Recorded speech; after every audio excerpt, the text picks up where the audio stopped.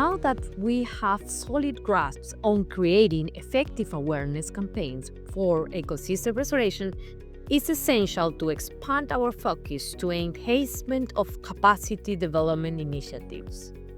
Capacity development is vital for empowering stakeholders to participate fully in restoration efforts and achieving sustainable outcomes.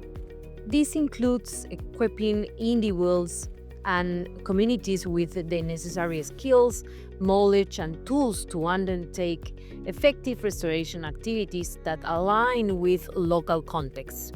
In this next task, we will explore the key characteristics of effective capacity development initiatives, providing insight into how to tailor activities for diverse stakeholders' needs and contexts, incorporate knowledge from various disciplines, and build skill sets essential for restoration.